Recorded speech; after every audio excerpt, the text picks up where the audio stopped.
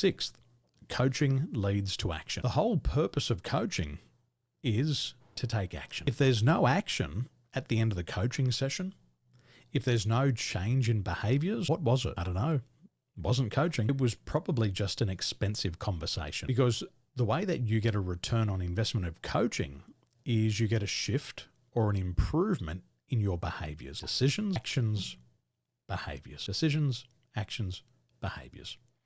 So we've got to make sure that the client is improving or changing their behaviors.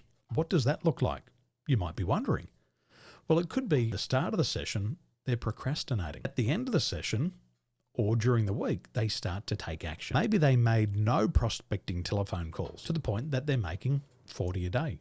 And I've seen that. I was hired by a businessman and he said, Daniel, one of my team has to make 40 telephone calls per day. As part of his key accountability, he's got to do 40 outbound calls, but I can't get him to call. He won't call. He said, could you help this person? And I said, yes. And he said, how much is it going to be? And I said, well, the coaching program is going to be $10,000. I'm going to work with him for the next 6 months. And I'll ensure by the end of the very first coaching session that he's making calls. Now, I want you to think commercially for a moment. I want you to put your business hat on. If you were a business owner and you were going to invest $10,000 into one of your team members, would you expect a return? If you didn't get a return on investment, would you continue to invest in the coaching? Not at all.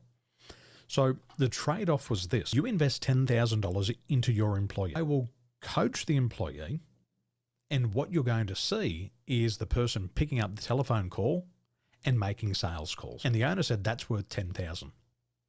Now, the reason why he said it's worth $10,000, because the owner knows if this person makes 40 calls per day, they're probably going to get at least one appointment. And if they do that 5 times a week, they're going to get 5 appointments. And if they just get one extra deal per week, that's worth $20,000 to the company. And if you do that for 20 weeks or 40 weeks of the year, you're going to get a return on your investment and a lot more coming back in. Does that make sense? So would you invest $10,000 to get a return of $20,000? Would you? You'd double your money, wouldn't you? What if you kept doubling that money week after week? One new appointment, one new sale. $20,000 in the first week, another $20,000 in the second, another $20,000 on the third week, another $20,000 by the fourth week.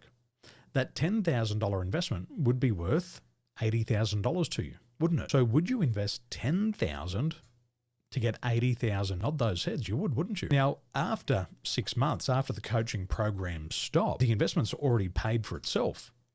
But if that person just kept in bringing another $20,000 per week, would that be an excellent investment? You keep getting a return even though the coach is no longer there? Absolutely.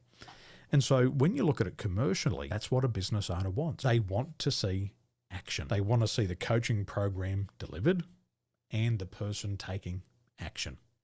Because there's the law of cause and effect. If you do something new, you're going to get a different result. And if you know your numbers in business, if you know you call 40 people and you get one appointment or one sale and it's worth $20,000 to you, you can keep putting $10,000 in every single week. Although it's not $10,000 a week, you could keep doing it, couldn't you? Because you're going to get your money back, even if you doubled your money. And what they want to see is action.